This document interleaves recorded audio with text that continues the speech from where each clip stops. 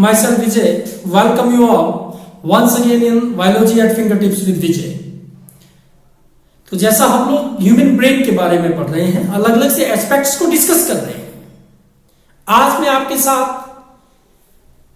Previous discussion को continue करते हुए सेरेब्रल हेमिस्फीयर और जो सेरेब्रम है उसके जो दो हेमिस्फीयर हैं जिन्हें आप सेरेब्रल हेमिस्फीयर्स कहते हैं, उनके बारे में और ज्यादा नॉलेज एलोबरेट करने जा रहा हूं और ज्यादा डिस्कशन हम करने जा रहे हैं।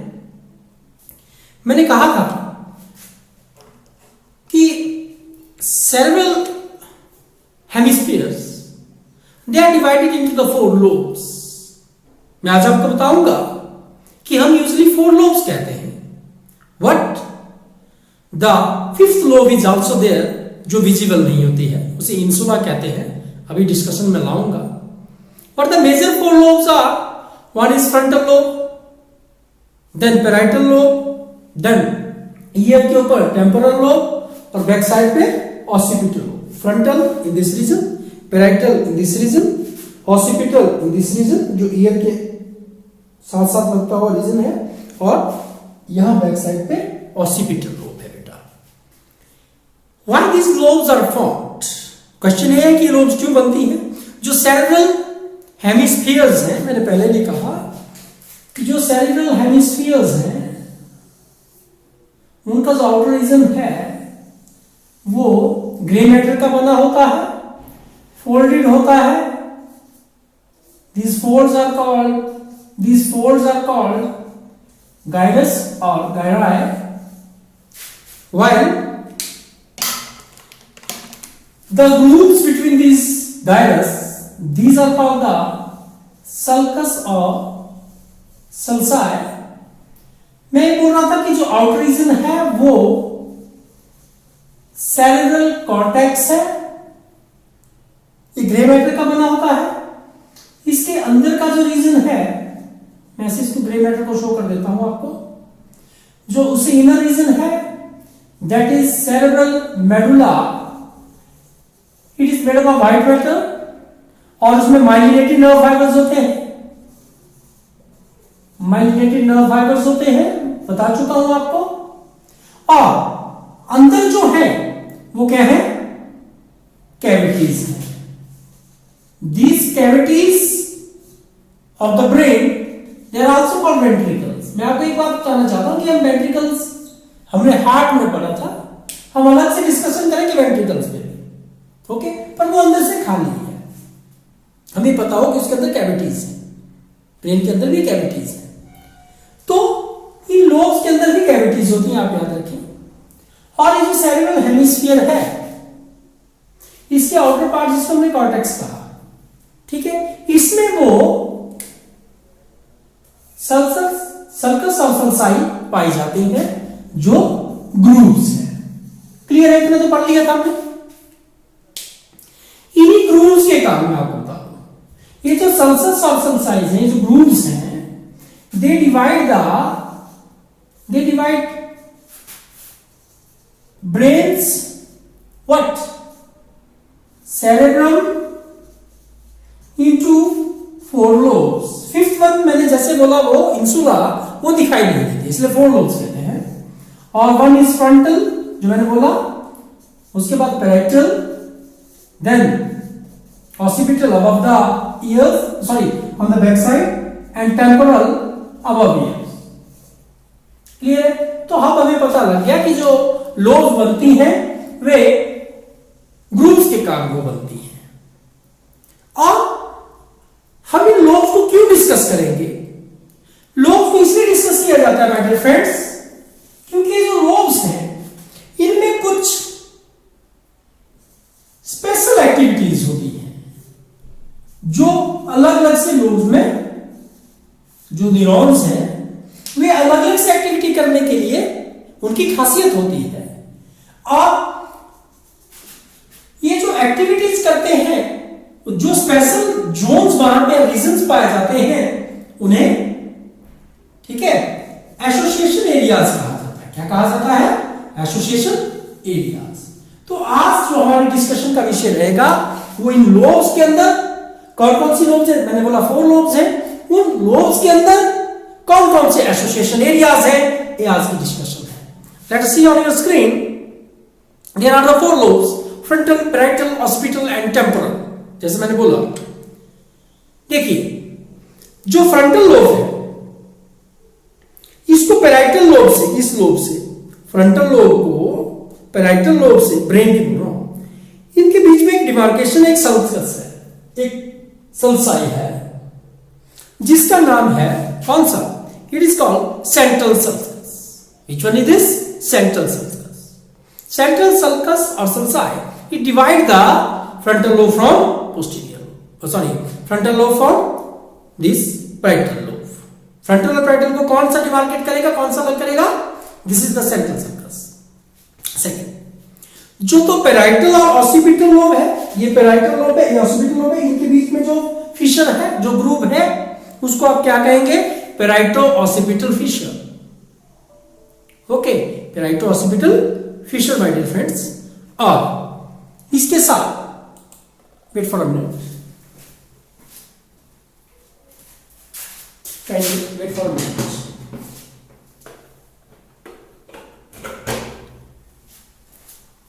देन टेम्पोरल लोब को बाकी लोब से, किससे, frontal, then occipital, then sorry frontal, parietal, then occipital.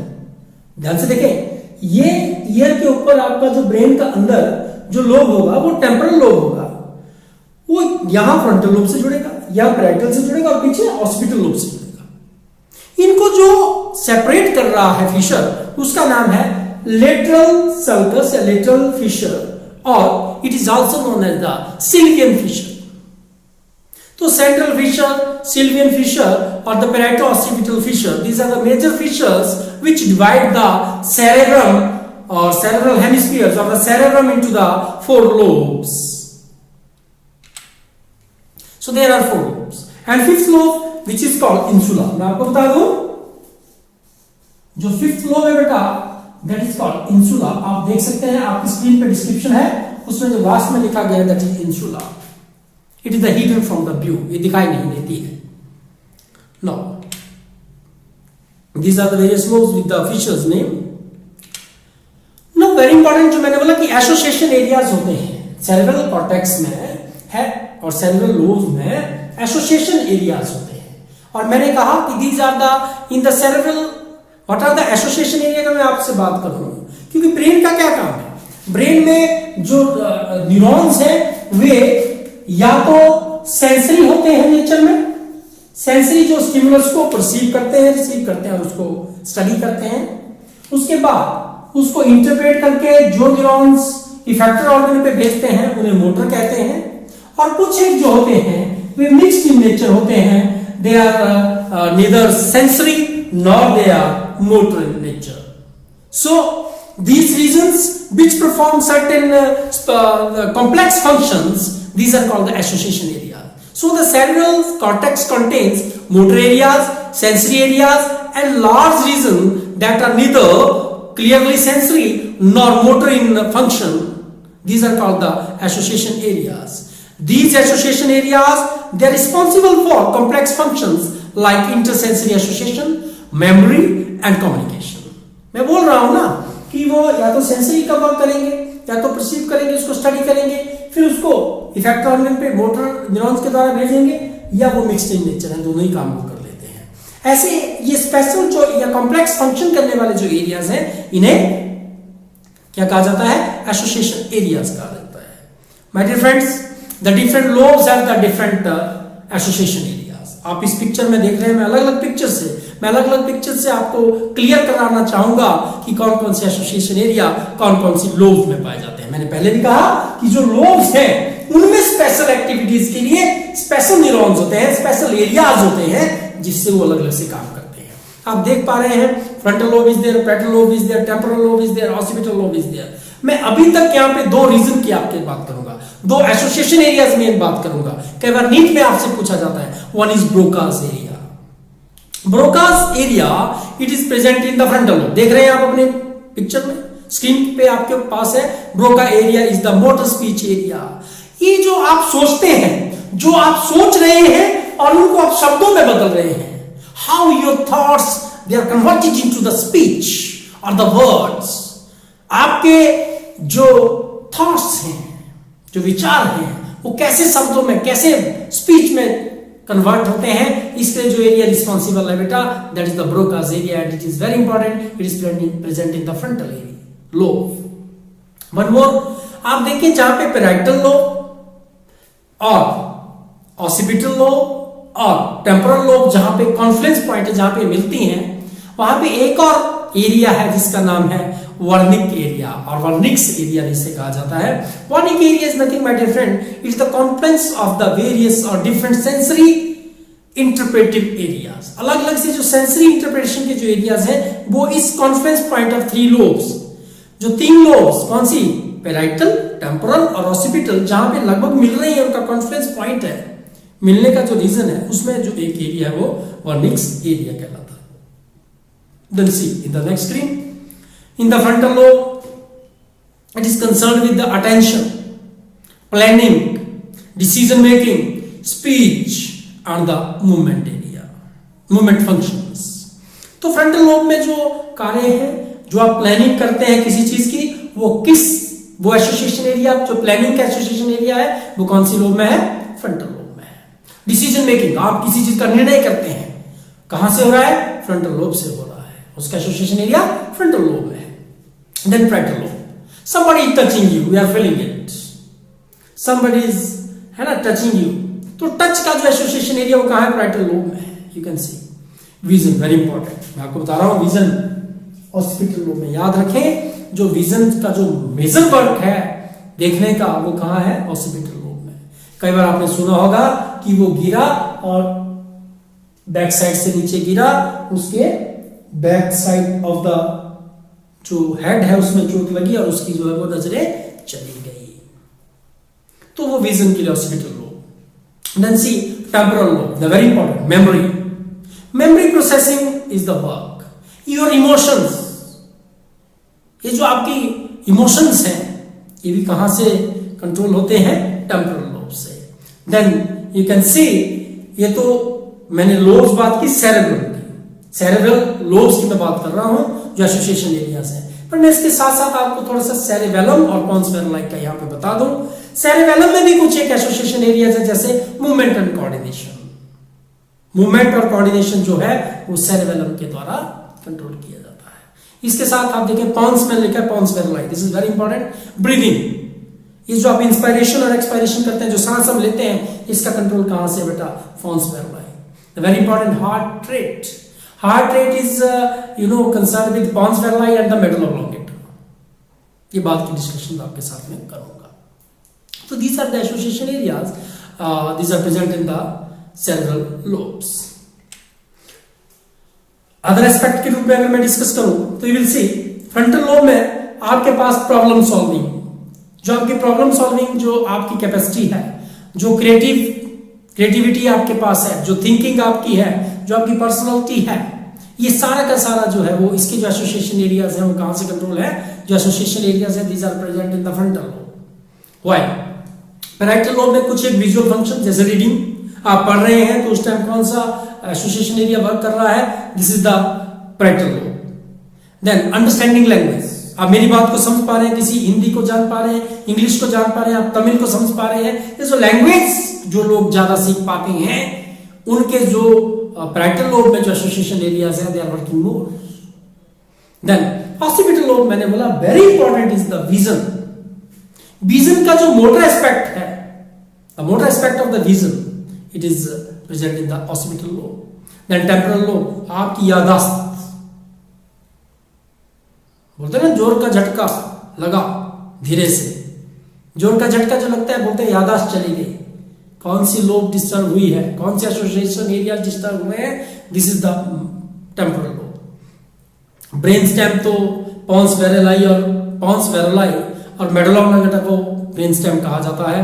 जितने भी बेसिक लाइफ फंक्शन है, heart functioning, breathing, all these are controlled by this. Then cerebellum is very important. The balance of the body, the coordination and the motor learning is with the help of cerebellum. तो this is the discussion of the various lobes and the association areas of these lobes. आपके पास मैंने एक screenshot दिया है, आपकी screen पे है, आप देखें जो अलग अलग से frontal, parietal, temporal and occipital lobes हैं उनके अंदर कौन कौन से एरियाज पाए जाते हैं। तो आप देख सकते हैं काफी डिटेल में मैंने लिखा है।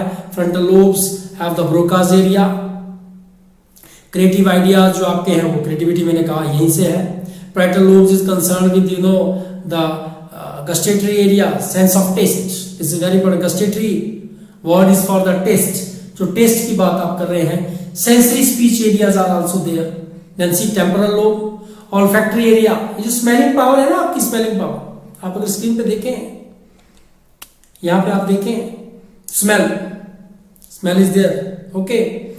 तो ये जो स्मेलिंग पावर है it is due to temporal lobe, okay. Speech area also there for language comprehension, यहीं से होता है। ऑक्सीपिटल लोब मैंने पहले भी कहा, occipital lobe it is mainly concern with the vision my dear friends. Vision and visual psychic जितने भी एसोसिएशन एरियाज हैं वो ऑक्सीपिटल लोब में है। ये थी कुछ एक रीजंस की बात। मैंने वर्निक्स एरिया के बारे में आपको बताया था, confluence of the different sensory interpretive areas, वो वर्निक्स एरिया है। और जो जहां पे लोब्स कौन सी, temporal, occipital and parietal lobe जहां पे मिल रही हैं उस कॉन्फ्लुएंस पॉइंट पे ये होता है। इसके साथ मैं एक बार बात करूंगा डोमिनेंट हेमिस्फीयर। हम लोग देखते हैं कि जो 95% है, इसको आप ध्यान से सुने, ये बहुत इंपॉर्टेंट है। द 95% ऑफ इंडिविजुअल्स, यहां पे बता दूंगा, प्रश्न ये आता है कि क्या दोनों सेरेब्रल हेमिस्फीयर बराबर काम करते हैं। ये जो मान लीजिए ऐसे right and left, this is right बेटा and this one is left, cerebral hemisphere, मैं CH लिख रहा हूं सेरेब्रल हेमिस्फीयर को। क्या दोनों इक्वली वर्क करते हैं? नहीं। मैं आपको बता दूं 95% जो लोग हैं उनमें लेफ्ट सेरेब्रल हेमिस्फीयर डोमिनेंट होता है, लेफ्ट। 5% में राइट होता है। 5% इंडिविजुअल में या तो राइट होगा या दोनों इक्वली काम करेंगे, पर 95% में तो लेफ्ट सेरेब्रल हेमिस्फीयर वर्क करता है। और जो ज्यादा वर्किंग करता है उसे आप डोमिनेंट हेमिस्फीयर कहते हैं। And hemisphere, cerebral hemisphere, these are the site for the intelligence, speech and motor control areas. ये तो सेरेब्रम में ही है। और 95% में मैंने बोला कि जो लेफ्ट है दैट इज मोर डोमिनेंट।